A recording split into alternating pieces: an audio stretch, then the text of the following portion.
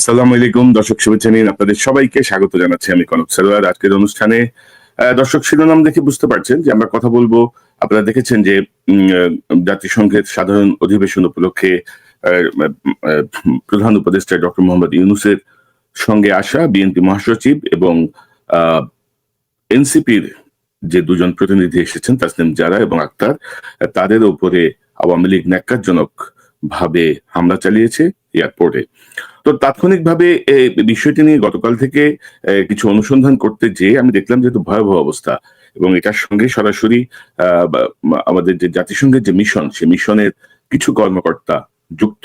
এবং এই জাতিসংঘ মিশনের এই ফ্যাসিস্ট আমলের নিয়োগ পাওয়া এবং তাদের সমর্থক যেই কর্মকর্তারা আছেন, তারাই আওয়ামী লীগের সঙ্গে, এখানকার স্থানীয় আওয়ামী লীগের সঙ্গে মিলে একটি যৌথ কি বলবো, যৌথ হামলার ঘটনা সারিয়েছে। এবং এই বিষয়টি মোটামুটি আমার কাছে নিশ্চিত হওয়ার পরে প্রাথমিক যে তথ্যগুলো পেয়েছি, সে বিষয়গুলো আপনাদের সামনে আমি তুলে ধরতে চাই।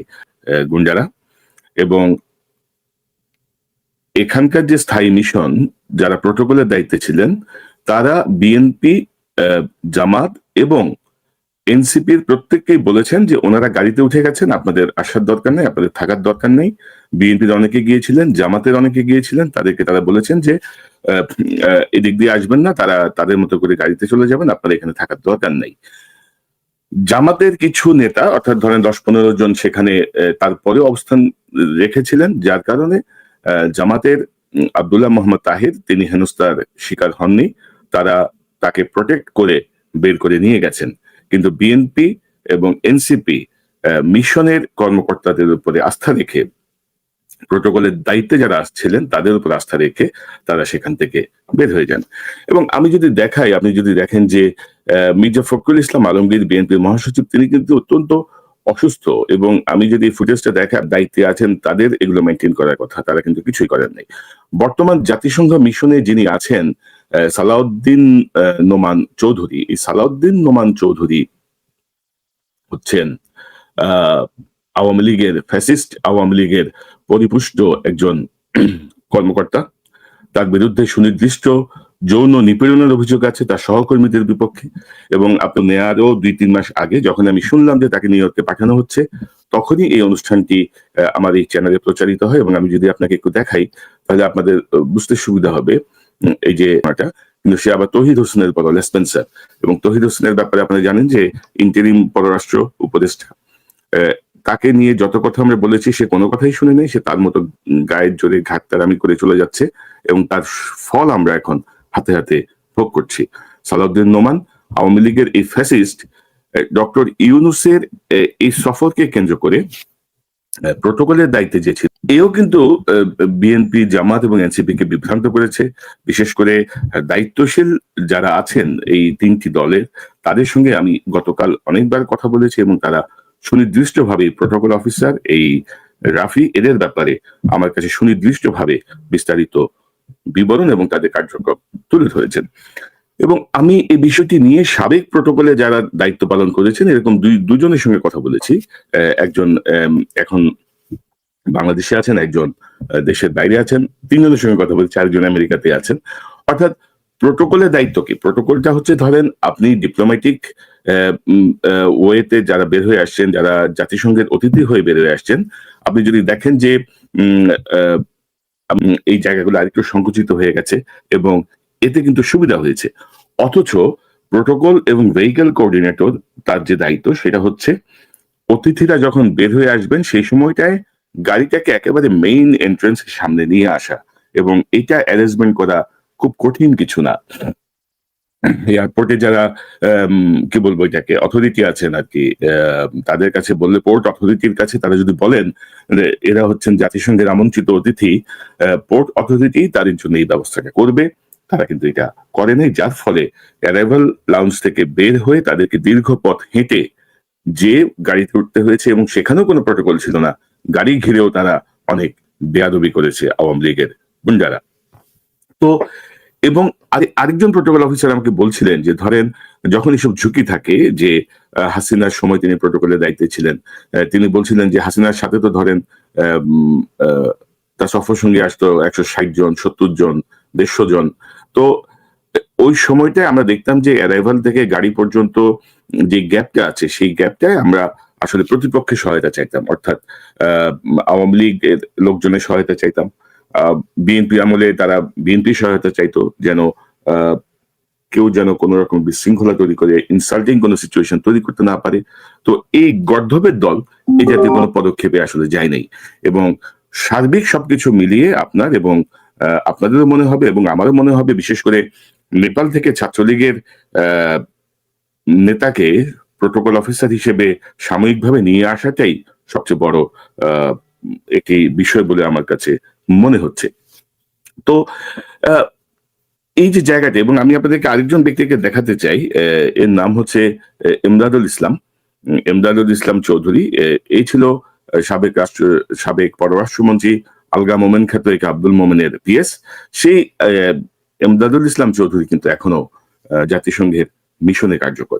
নিউ ইয়র্কে বাংলাদেশ সরকারের দুটো কার্যকর অফিস আছে, একটি হচ্ছে জাতিসংঘ মিশন আর একটি হচ্ছে বাংলাদেশ কনসুলেট।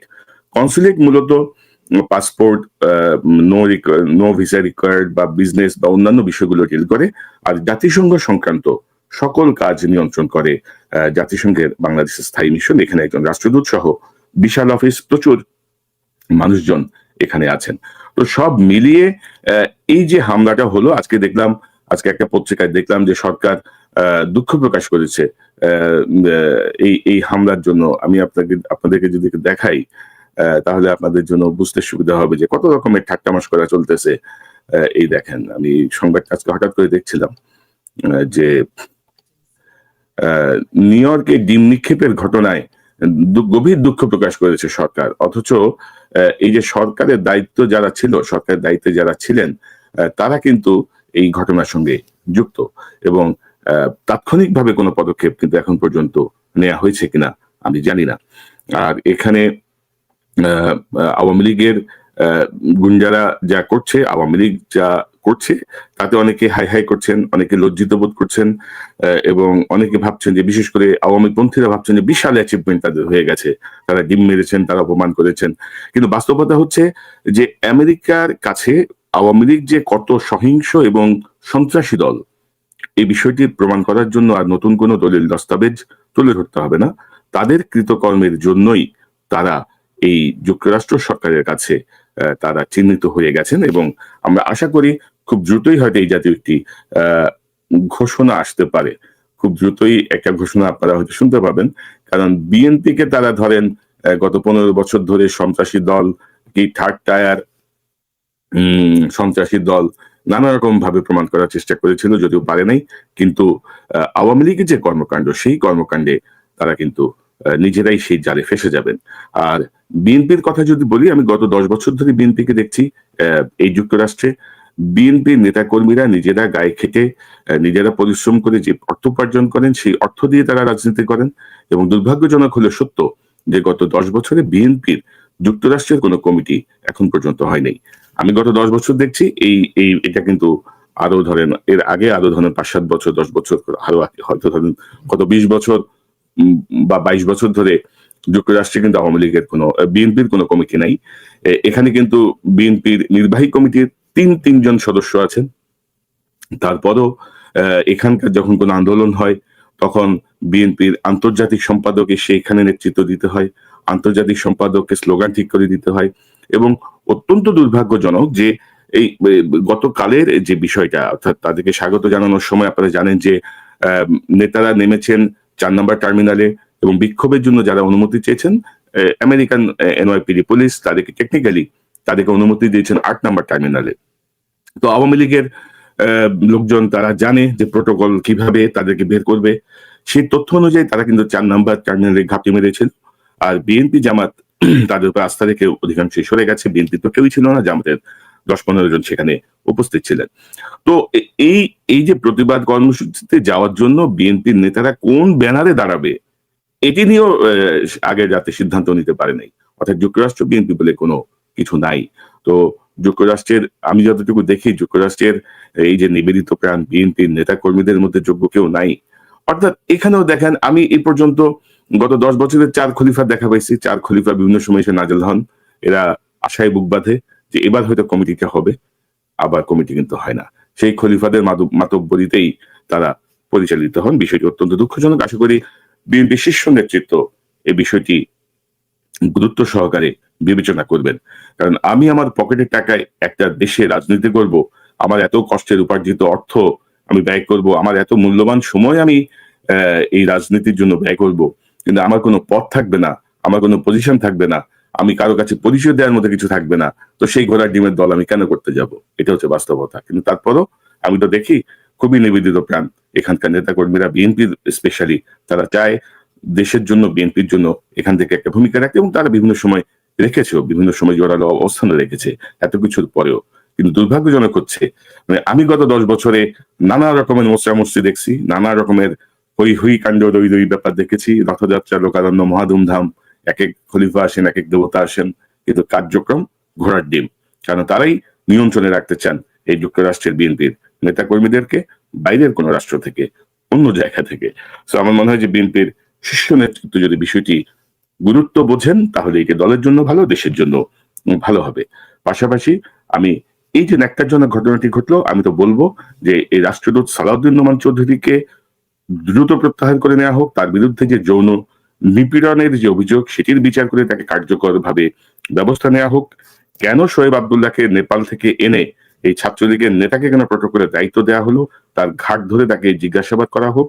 কেন এমদাদুল ইসলাম চৌধুরী, মোমেনের পিএস কেন এখনো এই কনসুলেটে বসে আছে?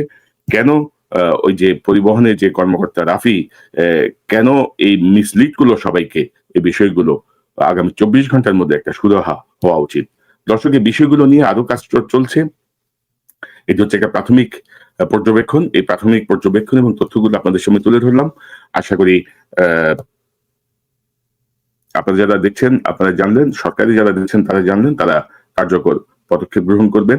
এবং এখানে কিন্তু শুধু এই কি বলবো, জাতিসংঘ মিশনের কথা বলতে লাভ নাই, এখানে কিন্তু গোয়েন্দা সংস্থার অনেকেই অগ্রবর্তী দল হিসেবে এসেছেন, অনেকে এখানেও আছেন। তাদের ভূমিকা কি ছিল? অর্থাৎ আমরা যে বারবার বলছি যে প্রশাসনকে ফ্যাসিস্ট মুক্ত করেন, সেনাবাহিনীকে ফ্যাসিস্ট মুক্ত করেন, মানে সরকারে কিন্তু কারো কোনো কানে যাচ্ছে না, এবং এই বিষয়গুলো কিন্তু ঘুরে ফিরে তাদেরকেই সাফারিংস এর মধ্য দিয়ে যেতে হচ্ছে, তাদের দিকে কিন্তু ঘুরে আসছে। দয়া করে কথা শোনার চেষ্টা করুন, দয়া করে কথা বোঝার চেষ্টা করুন। কোন অনুরাগ বা বিরাগের বশবর্তী হয়ে আমি কোনো কথা বলছি না। আমি যা বলছি এগুলো হচ্ছে ফ্যাক্ট, এগুলো হচ্ছে কি বলবো, আপনাদের ভালোর জন্যই তুলে ধরা ইনফরমেশন। যদি বুঝলে বুঝপাতা, নাইলে ওই যে বলে না তেজপাতা, নাইলে আপনারাই অপমানিত হবেন, আপনারাই ঘাট ধাক্কা খাবেন, এবং এর আস্তে আস্তে আরো শক্তিশালী হবে।